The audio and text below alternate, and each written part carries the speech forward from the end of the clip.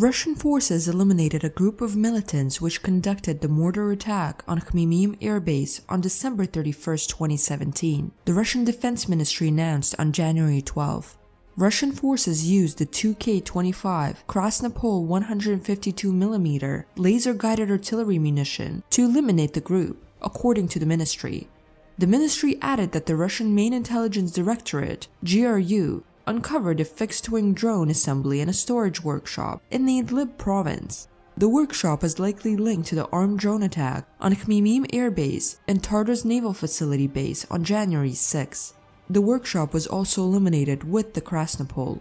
In the period from January 12 to January 15, the Syrian Arab Army, the Tiger Forces, the National Defense Forces NDF, Liva al-Quds, Liva Fatimiyun, and other pro-government factions increased pressure on Hayat Tahrir al-Sham, formerly Jabhat al-Nusra, Ahrar al-Sham, and their allied militant groups in southern Idlib and southern Aleppo.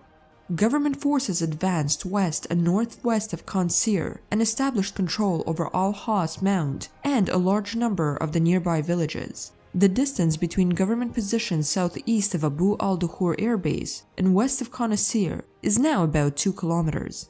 In southern Idlib, the Tiger forces and their allies engaged militants in the villages of Atshan, Tel Marak, Kalakil, Ziv Sakir, Ziv Kabir, Suruj Istablat, and Razm al-Qard that had been a target of counterattack launched by Hayat Tahrir al-Sham HTS-led forces. Separately, the SAA and the NDF advanced in northeastern Hama and captured the villages of Tafaha and Talmutilat, as well as attacked the villages of Abu Kaf, Anig Bajrak, and Sukari. In the coming days, government forces will secure the remaining pocket in southern Aleppo and make a fresh push in order to create another militant pocket southwest of Qansir.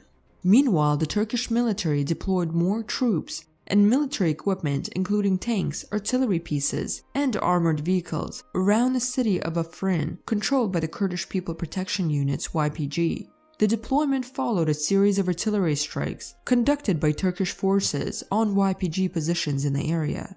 Earlier, Turkey's President Recep Tayyip Erdogan said that the Turkish forces may soon carry out an attack on the city of Afrin in order to clear the southern border of his country from groups described by Ankara as terrorists. The YPG is a core of the US-backed Syrian Democratic Forces, SDF.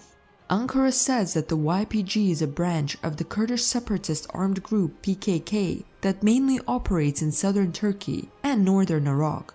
Government troops have recaptured Tel Farzat from Jaish al-Islam in the southern part of Damascus's eastern Ghouta, an SAA officer told Southfront on January 14. According to the source, the advance is part of the effort aimed at preventing Jaish al-Islam from supporting Ahrar al-Sham's attack on the armored vehicle base. Clashes between Jaish al-Islam and the SAA were also reported in Hazrama and Hush al-Duakhra.